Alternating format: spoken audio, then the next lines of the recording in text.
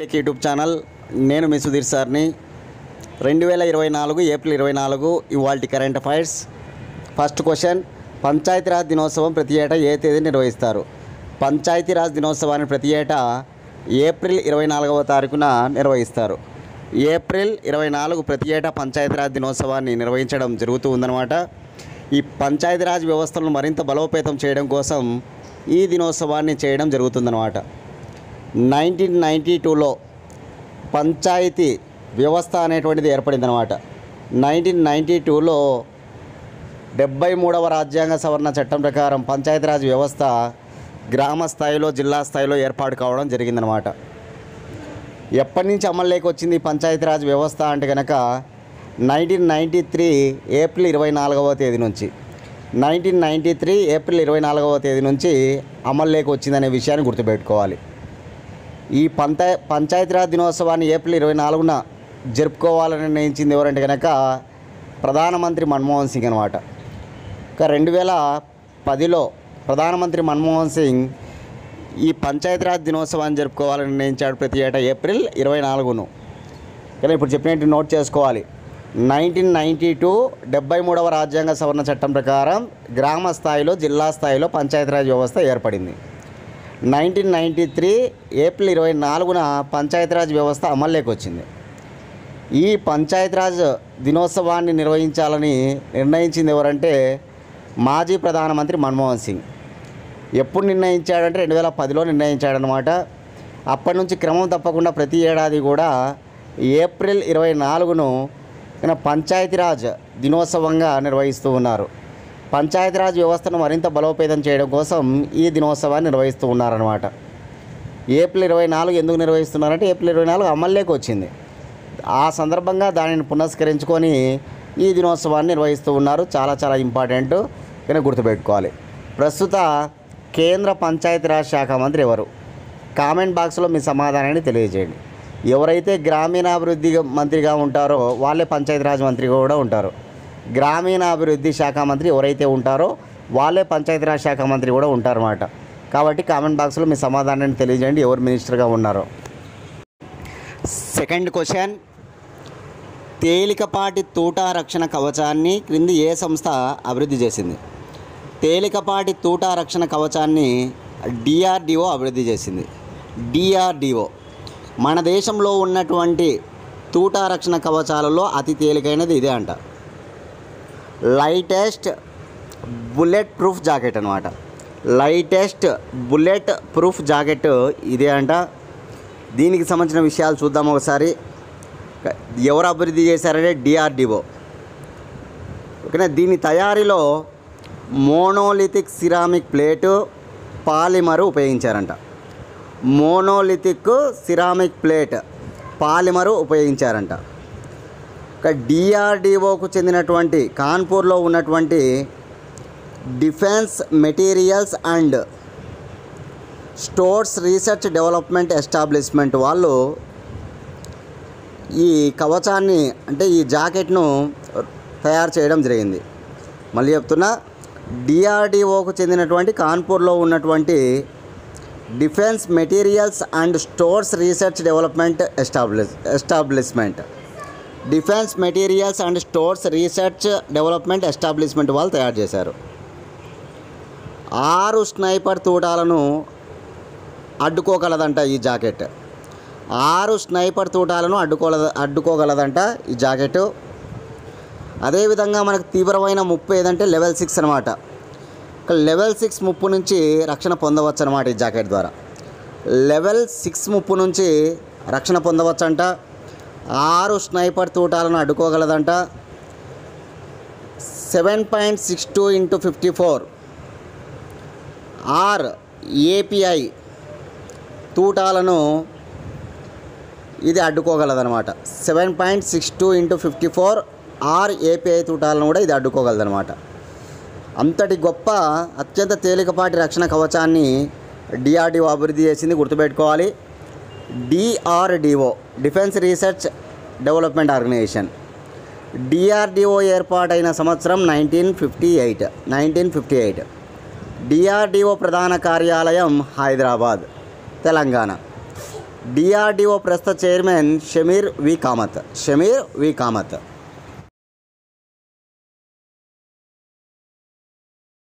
Question, వచ్చే ఏడాది 2025లో భారతదేశానికి S-400లను ఏ దేశం పంపించనుంది? చూడండి, వచ్చే ఏడాది మన భారతదేశానికి 2 S-400 ట్రయాంప్ 2 రెజిమెంట్ల S-400 ట్రయాంపులు మన భారతదేశానికి అందించనున్నారన్నమాట. ఇది $5.5 బిలియన్ ఒప్పందం అన్నమాట. మన దేశానికి రష్యా దేశానికి జరిగినటువంటి ఒప్పందం $5.5 బిలియన్. దానిలో భాగంగా 2025లో మన దేశానికి 2 రెజిమెంట్ల S-400 ట్రయాంపులు అందించనున్నారనే విషయాన్ని రష్యా అధికారిక వర్గం వెల్లడించిందనమాట. ఆల్రెడీ వీటిని ముందే అందించాల్సి ఉందన్నమాట ఒప్పందంలో భాగంగా. కాకపోతే రష్యాకు ఉక్రెయిన్కు మధ్య యుద్ధం జరుగుతూ ఉంది. ఈ యుద్ధంలో భాగంగా కాస్త జాప్యమైందనమాట, కాస్త ఆలస్యమైందనమాట, గుర్తుపెట్టుకోవాలి. రష్యా ఉక్రెయిన్ మధ్య జరుగుతున్నటువంటి యుద్ధం నేపథ్యంలో మన భారతదేశానికి అందించాల్సినటువంటి 2 S-400 ట్రయాంపులు ఆలస్యమయ్యాయి. ఇవి 2025 నాటికి అందించడం జరుగుతుందన్నమాట. ఆల్రెడీ ఇప్పటికే 3 దీర్ఘశ్రేణి క్షిపణులు, 3 లాంగ్ రేంజ్ మిసైల్స్ అందించారనమాట. 3 లాంగ్ రేంజ్ మిసైల్స్ అందించడం జరిగింది. అదే కాకుండా తుషిల్ అనేటువంటి యుద్ధ నౌక ఈ ఏడాది సెప్టెంబర్లో, తమల్ అనేటువంటి యుద్ధ నౌక 2025 జనవరిలో మన దేశానికి అందించనున్నారనమాట. 2 యుద్ధ నౌకల పేర్లు గుర్తుపెట్టుకోవాలి. మళ్ళీ S-400 మాత్రమే కాకుండా 2 యుద్ధ నౌకలు అనమాట. తుషిల్ అనే యుద్ధ నౌక వార్షిప్, తమల్ అనేటువంటి యుద్ధ నౌక వార్షిప్. ఈ 2 కూడా ఒకటేమో ఈ ఏడాది సెప్టెంబర్కి, ఒకటేమో రేపు సంవత్సరం జనవరికి అందించనున్నారనమాట. ఈ 2 యుద్ధ నౌకలు కూడా 2022 నాటికే అందించాల్సి ఉంది. ఈ 2 యుద్ధ నౌకలు ఏంటి? తుషిలు, తమలు. ఈ 2 యుద్ధ నౌకలు కూడా 2022 నాటికి అందించాల్సి ఉందన్నమాట. కానీ యుద్ధం అనేటువంటిది స్టార్ట్ అయ్యి బాగా ఆలస్యమైందనమాట. కాబట్టి అవి కూడా మన దేశానికి రానున్నాయి. కాబట్టి రష్యా దేశం నుంచి మన దేశానికి ఏమేమి రానున్నాయంటే కనుక S-400 ట్రయాంపులు, తుషిల్ యుద్ధ నౌక, తమల్ యుద్ధ నౌక. ఆల్రెడీ వచ్చినటువంటి 3 దీర్ఘశ్రేణి క్షిపణులు అనమాట. లాంగ్ రేంజ్ మిసైల్స్ అని గుర్తుపెట్టుకోవాలి. చాలా ఇంపార్టెంట్. రష్యా దేశం నుంచి మనం ఏమేమి దిగుమతి చేసుకుంటూ ఉన్నాం, రక్షణ వ్యయం అన్నమాట. ఇది రక్షణ రంగంలో భాగంగా ఏమేమి మనం దిగుమతి చేసుకుంటూ ఉన్నాం. అదేవిధంగా నిన్నటి క్లాస్లో మనం చెప్పుకున్నాం బ్రహ్మోస్ను మన దేశం ఏ దేశానికి పంపించింది అని. బ్రహ్మోస్ను మన దేశం ఏ దేశానికి పంపించాం? కామెంట్ బాక్స్లో మీ సమాధానాన్ని తెలియజేయండి.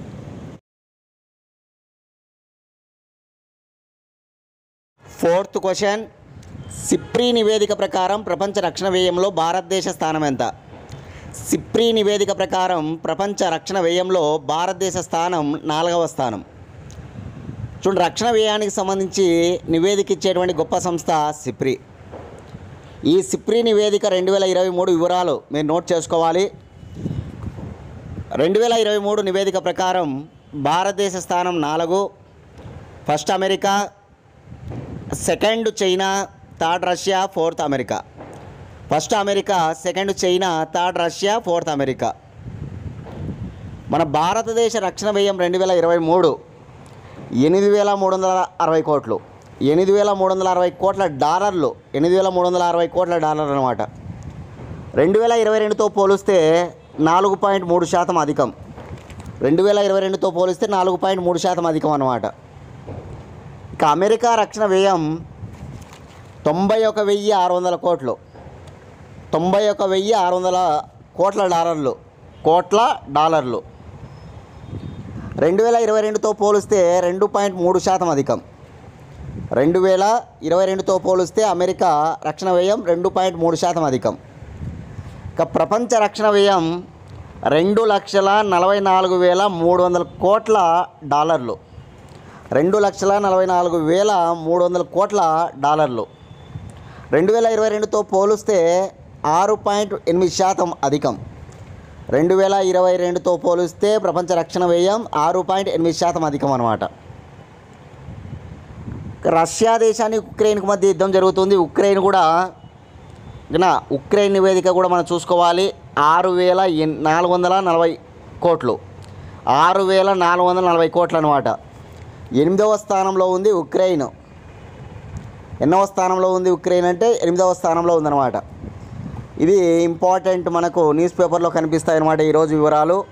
కాబట్టి గుర్తుపెట్టుకోవాలి. ఫస్ట్ అమెరికా, ఎప్పుడైనా అమెరికానే ఫస్ట్ ఉంటుంది.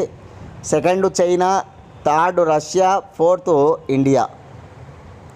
ఇక ఉక్రెయిన్ రక్షణ వ్యయంలో ఎన్నవ స్థానంలో ఉంది అంటే కనుక 8వ స్థానం.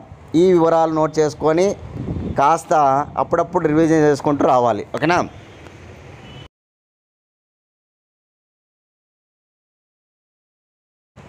ఫిఫ్త్ క్వశ్చన్, ఎవరెస్ట్ MDH భారతదేశ మసాలాలపై నిషేధం విధించిన దేశం ఏది?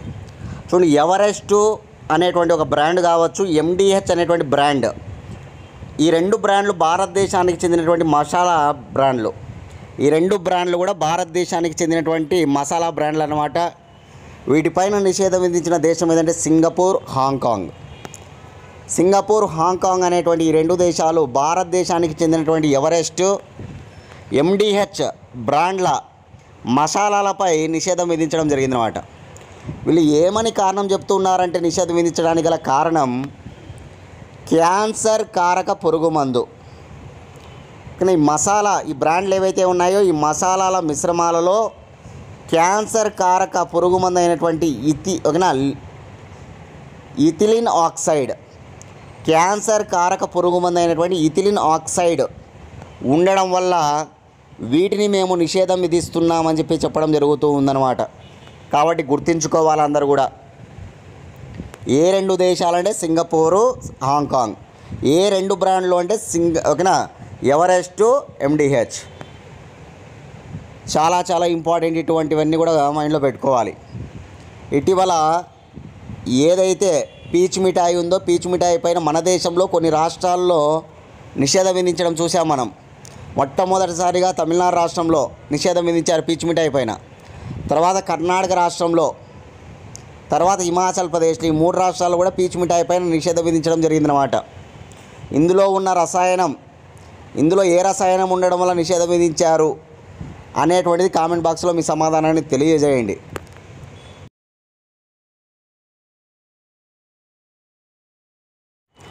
సిక్స్త్ క్వశ్చన్, దేశీయ నికర ప్రత్యక్ష పన్ను వసూలు 2023-2024 ఆర్థిక సంవత్సరంలో ఎన్ని కోట్లుగా పన్ను విభాగం తెలిపినది?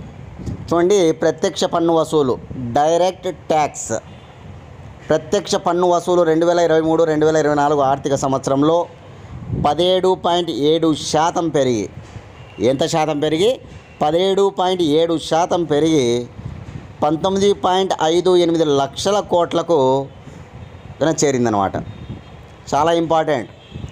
దేశీయ నికర ప్రత్యక్ష పన్ను వసూలు అనేటువంటిది 2023-2024 ఆర్థిక సంవత్సరంలో 17.7% పెరిగి 19.58 లక్షల కోట్లకు చేరుకుందని ఈ పన్ను విభాగం తెలపడం జరిగిందనమాట. కాబట్టి ఇంపార్టెంట్గా నోట్ చేసుకోండి. ఈ పాయింట్ చాలా చాలా ఇంపార్టెంటు. ఎకానమీ రిలేటెడ్ కరెంట్ అఫైర్స్లో నోట్ చేసుకోవాలి, చాలా ఇంపార్టెంట్. సెవెంత్ క్వశ్చన్, DGCA ఆదేశాల మేరకు విమానాల్లో ఎన్ని ఏళ్లలోపు పిల్లలు తల్లిదండ్రుల సీట్లలోనే కూర్చోవాలి? చూడండి, DGCA ఆదేశాల మేరకు విమానాలలో ఎన్ని ఏళ్లలోపు పిల్లలు తల్లిదండ్రుల సీట్లలోనే కూర్చోవాలంటే 12 ఏళ్లలోపు పిల్లలు. DGCA అంటే directorate general of civil aviation. Civil aviation అంటే పౌర విమానయానం అన్నమాట.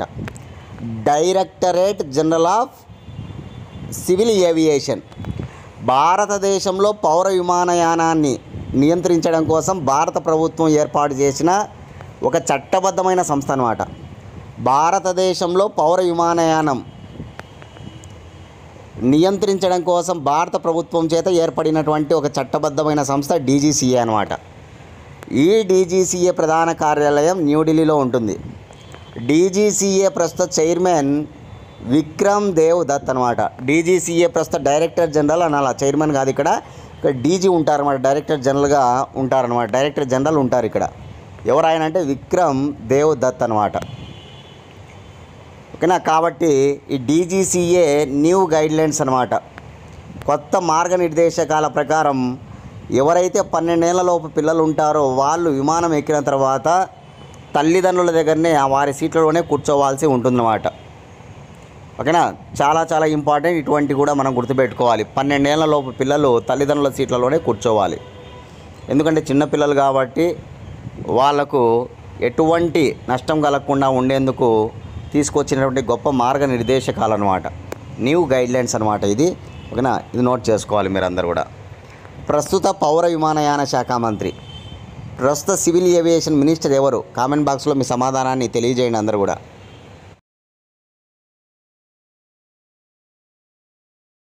8th question, airport authority of India ప్రకారం భారతదేశంలో అత్యంత రద్దీ గల విమానాశ్రయం ఏది? ఎయిర్పోర్ట్ అథారిటీ ఆఫ్ ఇండియా ప్రకారం భారతదేశంలో అత్యంత రద్దీ గల విమానాశ్రయం ఇందిరాగాంధీ ఇంటర్నేషనల్ ఎయిర్పోర్ట్ అనమాట. ఇందిరాగాంధీ ఇంటర్నేషనల్ ఎయిర్పోర్ట్ ఎక్కడ ఉంది? ఇందిరాగాంధీ ఇంటర్నేషనల్ ఎయిర్పోర్ట్ అంటే New Delhi. Number 2 Chhatrapati Shivaji international airport. Chhatrapati Shivaji international airport Mumbai, Maharashtra. Number 3 Kempegowda international airport. Kempegowda international airport అనమాట కర్ణాటక, బెంగళూరులోని ఓకేనా, బెంగళూరు అనమాట Karnataka. Number 4 Rajiv Gandhi international airport, Shamshabad, Hyderabad, Telangana. Top 1, top 2, top 3, top 4 వరుసగా 4 స్థానాలు నోట్ చేసుకోవాలి. అత్యంత రద్దీ గల విమానాశ్రయాలు మన దేశంలో. ఇది కరెంట్ అఫైర్స్లో 2023, 2024కు సంబంధించినటువంటి నివేదిక అనమాట. 2023 ఏప్రిల్ నుంచి 2024 మార్చి వరకు ప్రయాణికులు, అక్కడ ప్రయాణించినటువంటి ప్రయాణికుల ఆధారంగా ఇచ్చిన డేటా ఇది. ఎవరు రిలీజ్ చేశారు ఈ నివేదిక అంటే ఎయిర్పోర్ట్ అథారిటీ ఆఫ్ ఇండియా. భారతదేశంలో చాలా గొప్ప సంస్థ ఎయిర్పోర్ట్కి సంబంధించి ఎయిర్పోర్ట్ అథారిటీ ఆఫ్ ఇండియా వాళ్ళు రిలీజ్ చేశారనమాట. కాబట్టి గుర్తుపెట్టుకోవాలి. ఇందిరాగాంధీ అంతర్జాతీయ విమానాశ్రయం ఢిల్లీ ఫస్ట్, ఛత్రపతి శివాజీ అంతర్జాతీయ విమానాశ్రయం ముంబై, మహారాష్ట్ర సెకండ్, కెంపేగౌడ అంతర్జాతీయ విమానాశ్రయం బెంగళూరు, కర్ణాటక థర్డ్, రాజీవ్ గాంధీ అంతర్జాతీయ విమానాశ్రయం శంషాబాద్, హైదరాబాద్, తెలంగాణ ఫోర్త్. ఈ ఏడాది ఇందిరాగాంధీ అంతర్జాతీయ విమానాశ్రయంలో ప్రయాణించిన ప్రయాణికులు 7,36,00,000 మంది. 7,36,00,000 మంది.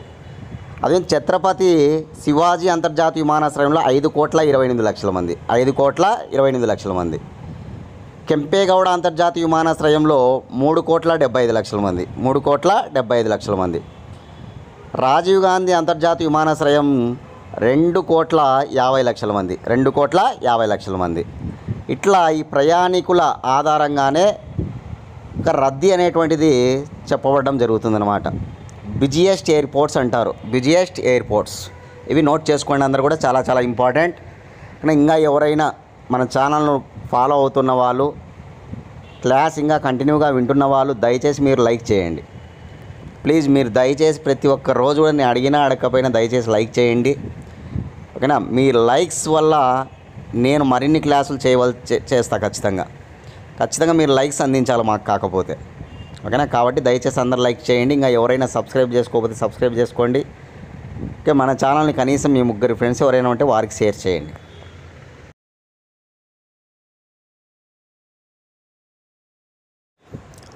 Ninth question, Laureus sports person of the year 2024ను అందుకున్న ప్లేయర్ ఎవరు? Laureus sports men of the year 2024ను అందుకున్న ప్లేయర్ నోవాక్ జోకోవిచ్. గొప్ప టెన్నిస్ ఆటగాడు నోవాక్ జోకోవిచ్. అతను ఇప్పుడు sports person of the year. చూడండి, లారెస్ ప్రతి సంవత్సరం కూడా Laurus sports person of the year అనేటువంటి అవార్డు వస్తుందన్నమాట క్రీడలకు సంబంధించి. అది ఒక టెన్నిస్ అని కాదు, టెన్నిస్ కావచ్చు, ఫుట్బాల్ కావచ్చు, క్రికెట్ కావచ్చు, హాకీ కావచ్చు, ఓవరాల్గా ఇంటర్నేషనల్ క్రీడలకు సంబంధించిన ప్లేయర్ల ఓకేనా పర్సన్స్ అనమాట. Laureus sports person of the year 2024ను అందుకున్న వారు నోవాక్ జోకోవిచ్ అనమాట. సెర్బియా దేశానికి చెందిన గొప్ప టెన్నిస్ ఆటగాడు, ఇంటర్నేషనల్ ప్లేయర్ అనమాట నోవాక్ జోకోవిచ్. ఆయనకు ఈ అవార్డు దక్కిందనే విషయాన్ని గుర్తుపెట్టుకోవాలి అందరూ కూడా. అదేవిధంగా Laureus sports women of the year 2024ను అందుకున్నది football player Aitana Bonmati. Spain football player అనమాట. స్పెయిన్ దేశానికి చెందిన ఫుట్బాలర్ ఇక్కడ ఉమెన్స్ పరంగా లారెస్ స్పోర్ట్స్ ఉమెన్ అంటున్నాను నేను ఇక్కడ. Laurus sports women of the year అనమాట. ఎవరంటే కనుక ఐటానా బోన్మాటి పేరు. ఈ ఫుట్బాల్ ప్లేయర్ పేరు ఐటానా బోన్మాటి. ఏ దేశం? స్పెయిన్ అనమాట. ఫుట్బాలర్ అనమాట, గుర్తుపెట్టుకోవాలి.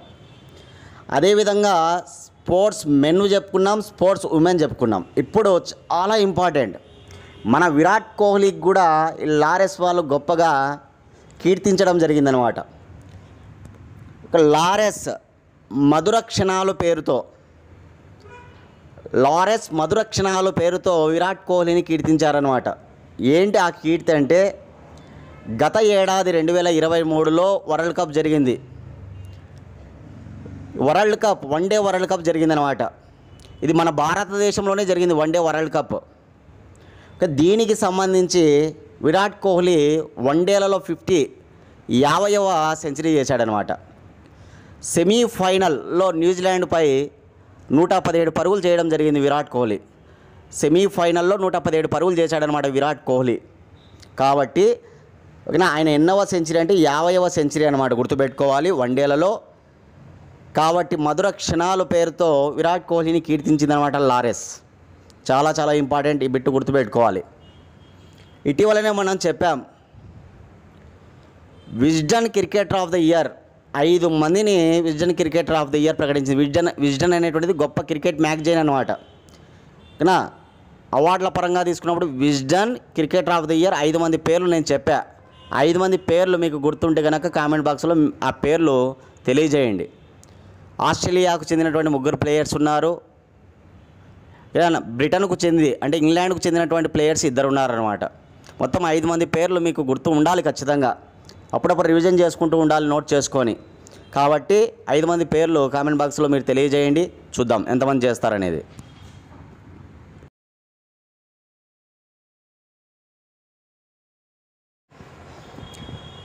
మన ఛానల్ నుంచి 1 ఇయర్ కరెంట్ అఫైర్స్ రెడీగా ఉన్నాయి. కావాలనుకున్న వాళ్ళు 8186006848 అనే నెంబర్కి 100 రూపీస్ ఫోన్పే చేసి అదే నెంబర్కి స్క్రీన్ షాట్ పెట్టండి. 24 గంటల లోపల పీడిఎఫ్ ఫైల్ పంపిస్తాం. డేట్ టు డేట్ విత్ ఎక్స్ప్లెనేషన్తో కరెంట్ అఫైర్స్ ఉంటాయి. మీరు ఏ కాంపిటేటివ్ ఎగ్జామ్స్కి ప్రిపేర్ అయినా ఈ కరెంట్ అఫైర్స్ మీకు యూజ్ అవుతాయి. ఓకేనా? తెలంగాణ రాష్ట్రానికి సంబంధించినటువంటి ఎగ్జామ్స్ మీరు రాస్తూ ఉండొచ్చు, ఆంధ్రప్రదేశ్ రాష్ట్రానికి సంబంధించిన ఎగ్జామ్స్ రాస్తూ ఉండొచ్చు, సెంట్రల్ గవర్నమెంట్కి సంబంధించిన ఎగ్జామ్స్ రాస్తూ ఉండొచ్చు. ఎవరికైనా సరే ఈ కరెంట్ అఫైర్స్ యూజ్ అవుతాయి. డేట్ టు డేట్ చేయబడి ఉంటాయి. ఇందులో స్పోర్ట్స్ ఉంటాయి. ఓకేనా? అదేవిధంగా పాలిటిక్స్ ఉంటాయి, అవార్డులు ఉంటాయి, state issues, national issues, international issues ఉంటాయి. ఓకేనా? అదేవిధంగా కమిటీలు ఉంటాయి. ఇట్లా ఏ వస్తే అవి మనం ఓకేనా డేట్ టు డేట్ చేసి ఉంటామన్నమాట. కాబట్టి యూజ్ చేసుకోండి అందరూ కూడా. అతి తక్కువ అమౌంట్తోనే మేము ఈ సదుపాయం ఇస్తూ ఉన్నాం, కాబట్టి అందరూ యూజ్ చేసుకోండి. Okay, last question. మనికా బాత్రాను వెనుకకు నెట్టి భారతీయ నెంబర్ 1 టేబుల్ టెన్నిస్ ర్యాంకర్గా నిలిచింది ఎవరు? చూడండి, మన భారతదేశానికి సంబంధించి ఉమెన్స్లో టేబుల్ టెన్నిస్లో టాప్లో ఎవరు ఉండేవారంటే మనికా బాత్రా ఉండేవారు. ఇప్పుడు ఈ మనికా బాత్రాను వెనుకకు నెట్టినటువంటి జాతీయ టేబుల్ టెన్నిస్ ప్లేయర్ ఎవరంటే కనుక ఆకుల శ్రీజ. తెలుగు అమ్మాయి ఆకుల శ్రీజ. హైదరాబాద్ ప్యాడ్లర్ అనమాట. టేబుల్ టెన్నిస్ ఆడే వాళ్ళను ప్యాడ్లర్స్ అని పిలుస్తారు. కాబట్టి ఓకేనా, తెలుగు అమ్మాయి, హైదరాబాద్ అమ్మాయి, టేబుల్ టెన్నిస్ ప్లేయర్ ఆకుల శ్రీజ జాతీయ ర్యాంకింగ్స్లో టాప్ స్థానాన్ని కైవసం చేసుకుంది. ఇంటర్నేషనల్ లెవెల్లో అయితే కనుక 38వ స్థానంలో ఉందన్నమాట. ఇది వరకు 38వ స్థానంలో ఎవరు ఉండేవాళ్ళంటే మనికా బాత్రా ఉండేవారు. ఇప్పుడు మనికా బాత్రా 39వ స్థానానికి వెళ్ళిపోవడం, ఆకుల శ్రీజ 38వ స్థానానికి రావడం, ఈ కారణం చేత నేషనల్ ర్యాంక్స్లో టాప్కు చేరుకుంది ఆకుల శ్రీజ. సెకండ్లో ఉంది మనికా బాత్రా. ఇక 37వ స్థానంలో ఎవరున్నారు ఓవరాల్గా అంటే కనుక శరత్ కమల్, గొప్ప క్రీడాకారుడు, table tennis player Sharath Kamal ఉన్నాడనమాట. శరత్ కమల్ అచంటా అంటామన్నమాట. ఆయనది 37వ ర్యాంకు. 38వ ర్యాంక్ అయితే కనుక ఎవరు? ఆకుల శ్రీజ. శరత్ కమల్ వచ్చేసి పురుష ప్లేయర్, వీళ్ళు వచ్చేసి మహిళా ప్లేయర్స్ అనమాట. ఇటీవల WTT ఫీడర్ బీరూట్ టైటిల్ పొందిందనమాట Akula Sreeja. WTT world table tennis feeder Beirut title. దానివల్లనే ర్యాంక్ మెరుగుపరుచుకుందనమాట. ఇది గుర్తుపెట్టుకోవాలి. ఆకుల శ్రీజ ఈరోజు క్రీడాకారుల్లో వార్తల్లో ఉన్నారు. అదేవిధంగా నోవాక్ జోకోవిచ్ కూడా, ఐటానో బాన్మోటి, విరాట్ కోహ్లీ వీళ్ళందరూ కూడా వార్తల్లో ఉన్నారు ఈరోజు క్రీడల్లో మనం చూస్తే కనుక. ఇవి వాళ్ళ కరెంట్ అఫైర్స్. రేపటి క్లాస్లో మళ్ళీ కలుసుకుందాం ఫ్రెండ్స్. థ్యాంక్స్.